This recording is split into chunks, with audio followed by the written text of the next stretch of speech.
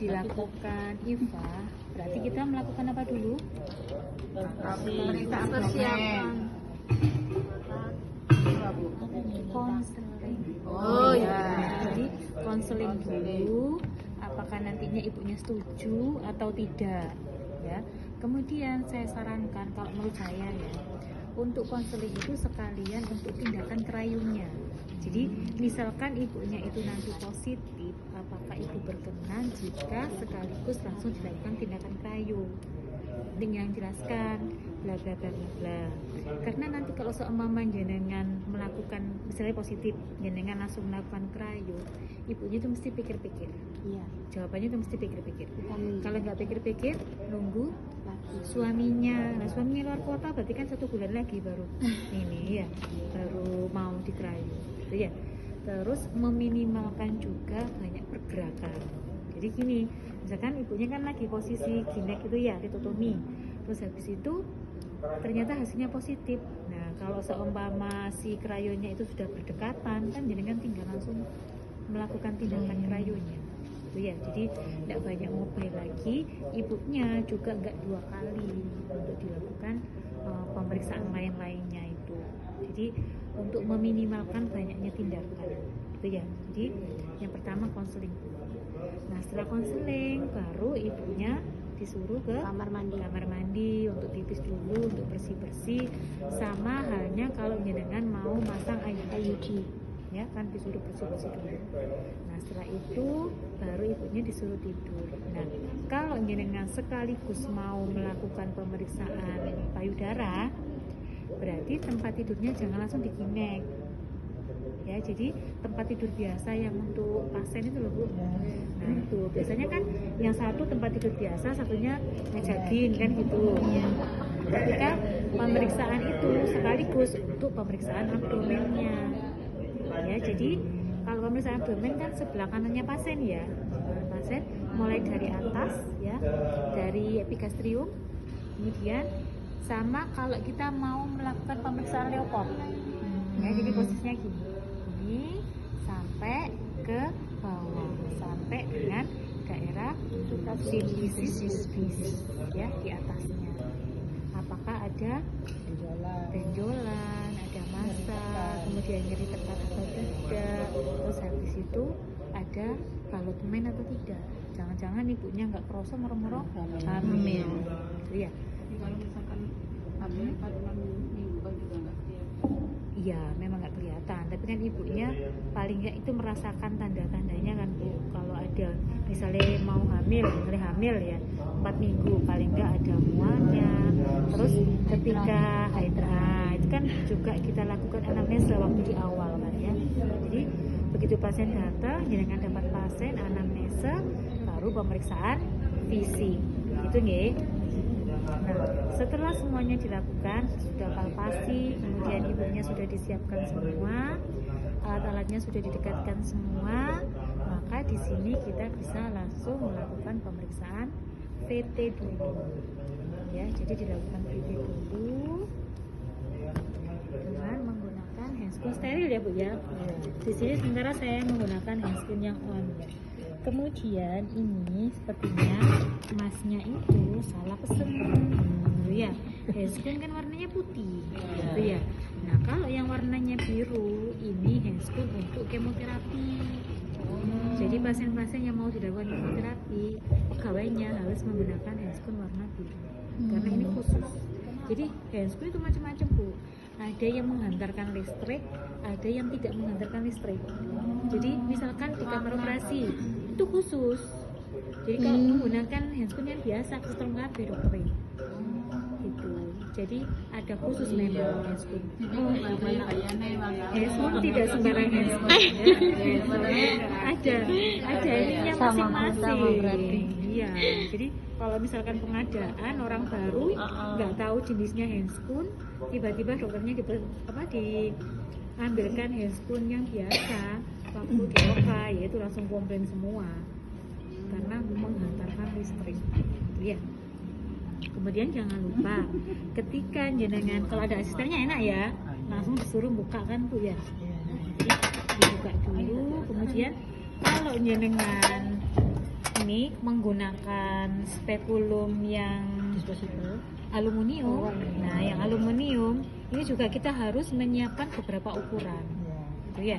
Kalau yang disposable kan yang plastik itu ya. Iya. Nah, ketika jenengan menggunakan spekulum yang plastik itu juga harus hati-hati. Kadang-kadang, nah kemarin peserta satu pasien habis 2 spekulum, pecah di situ.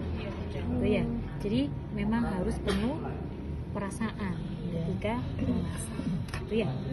Kemudian lagi ketika jenengan menggunakan handscoon steril, ya handscoon steril, misalkan ini di tempatnya handscoon ya kertasnya. Nah, jenengan ambil terus waktu masaknya itu pas di tempatnya steril gini. Ya Bu ya. Jadi misalnya, nah gini. Nah ini, nah kita masang pas di atasnya tempat yang steril kayak gini. Jangan sampai nanti jenengan masangnya sambil di depannya pasien. Iya Bu, iya Bu, ayo Bu kakinya diangkat. Kira-kira gimana? Nah langsung on semua kan gitu ya. Kemudian yang perlu diperhatikan lagi ketika cuci tangan, yang sering lupa itu apa? Perhiasan.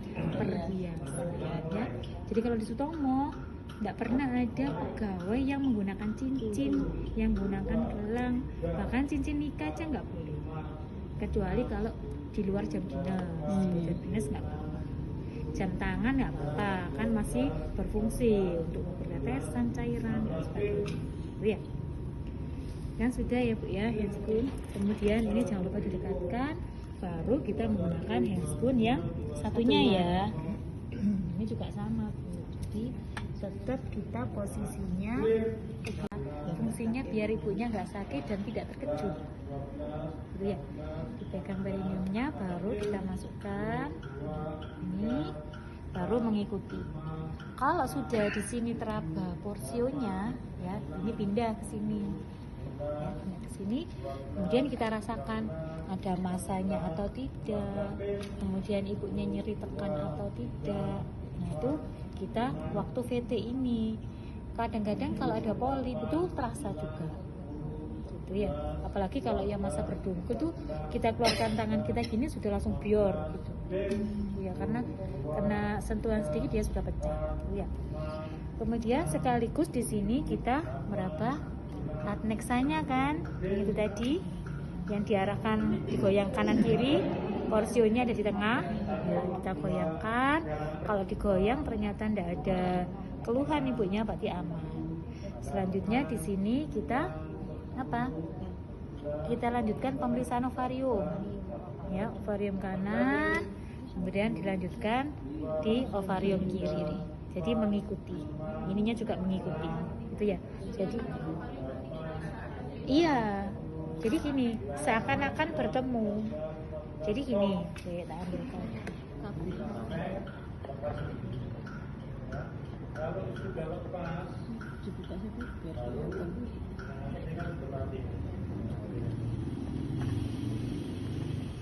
yang kelihatan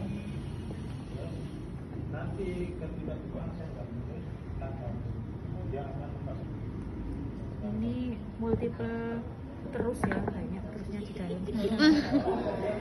Nah ini ya, kalau gini berarti kita sedang apa, ngecek nyeri goyang porsium untuk mengetahui kira-kira adneksanya ini ada keluhan atau tidak.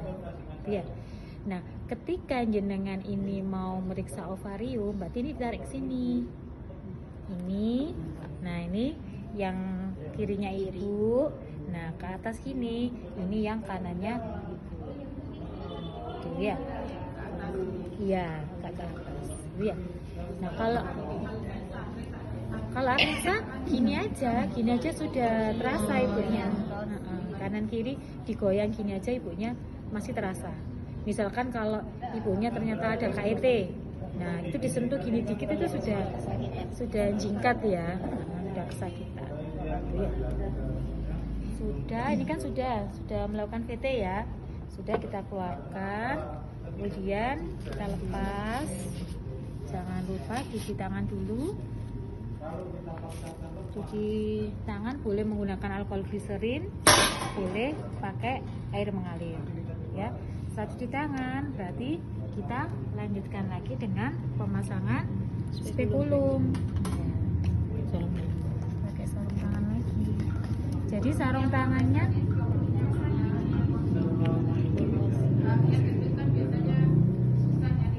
iya, nah itu boleh menggunakan ini Bu, kondom. Belum pernah. Itu gunting Bu. Ini sudah Itu sudah ada. kita siapkan, siapa tahu nanti ada yang rambutnya panjang. Jadi kadang-kadang ibu-ibu itu ada yang pinter Bu. Jadi sebelum dilakukan IVA itu bulu pubisnya itu sudah digunting semua. Ada yang kayak gitu. Ada dicukur. Habis malah.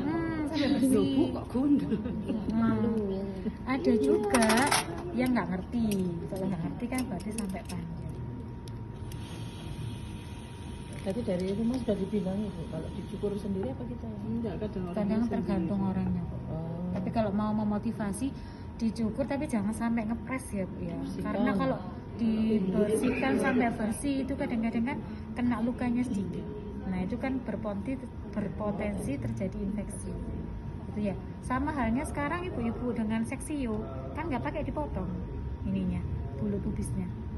Jadi sudah biasa dibiarkan. Cuma nanti waktu di OK kan dibersihkan kayak kita tadi. Karena Nah. dicukur kayak dulu. Betul. Jadi ini gini ya Bu ya, jangan lupa yang ininya, yang gulungannya itu yang di luar. Kalau jenengan gulungnya di dalam susah nanti. Iya, iya. Gitu ya. Sama halnya kalau kita pasang kondom kateter. Nah, kondom kateter kan juga bagian yang ininya Di luar. ini yang di luar, gitu ya. Iya, buat bantu aja Bu. Oh, boten. Itu terus ini kita gunting Ujungnya. ujungnya. Nah, ini nanti ketika kita buka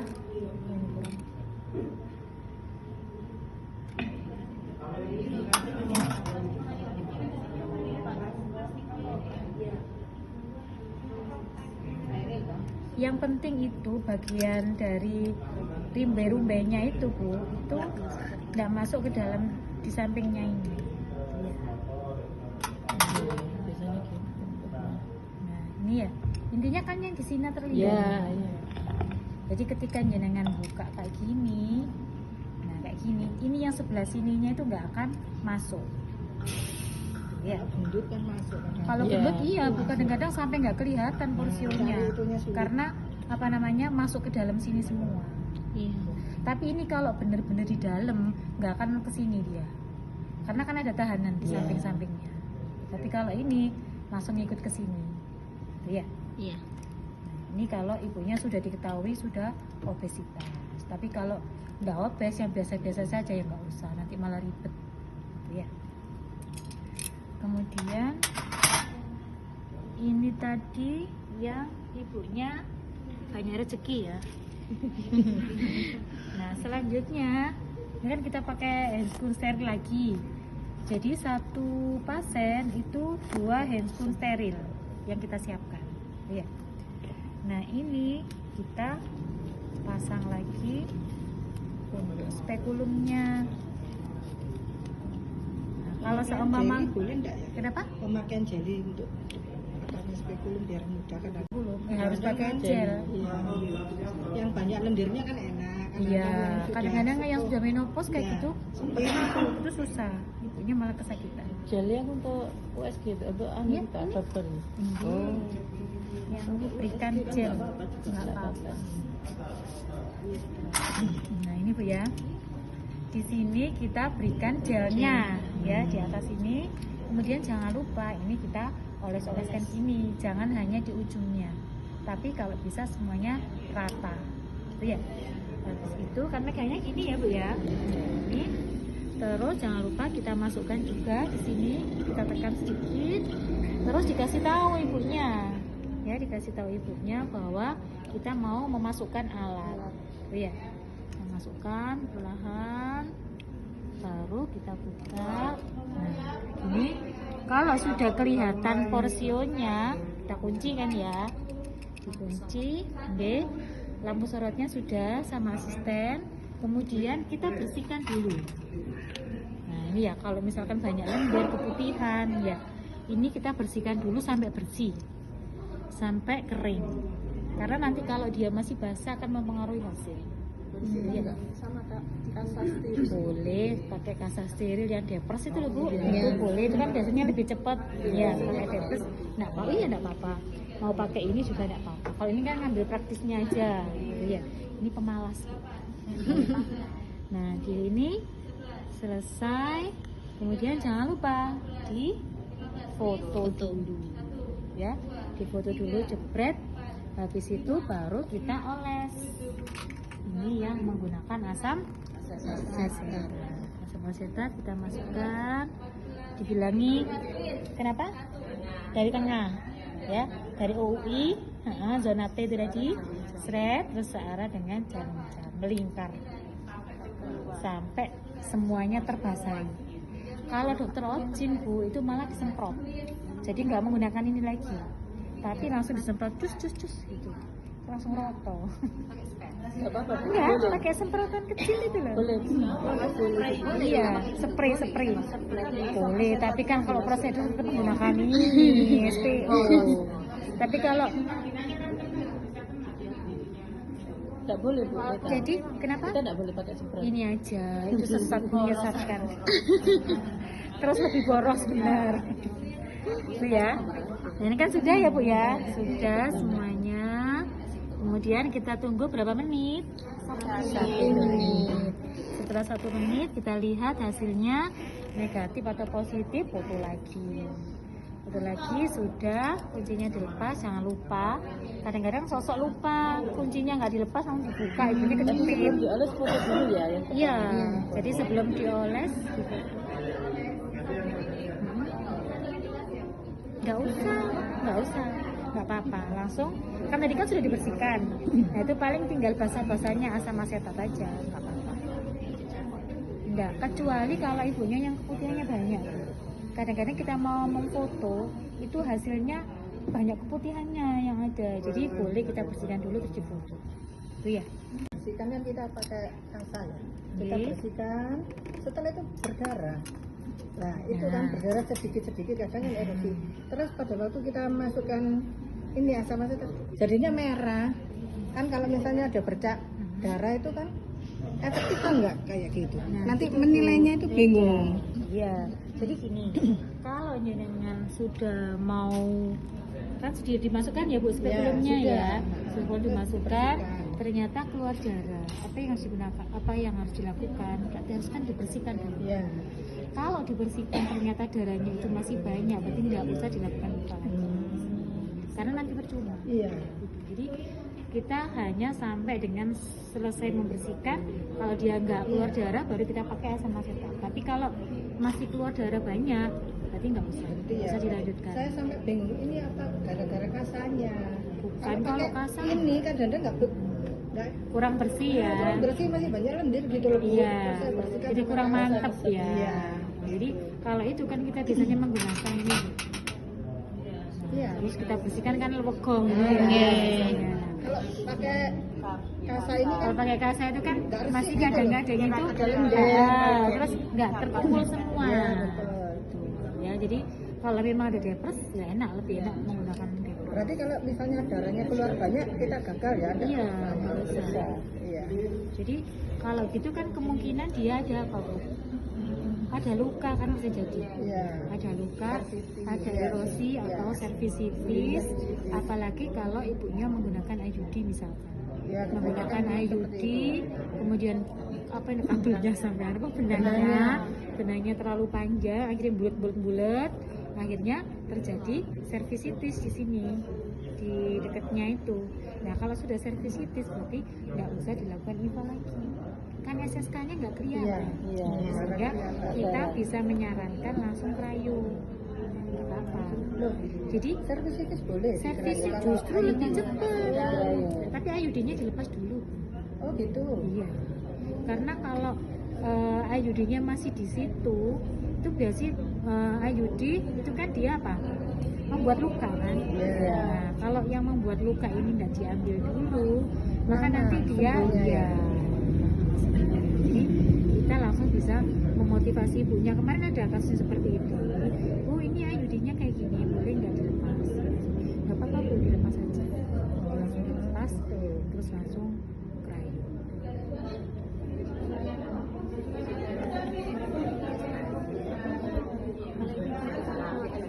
Iya.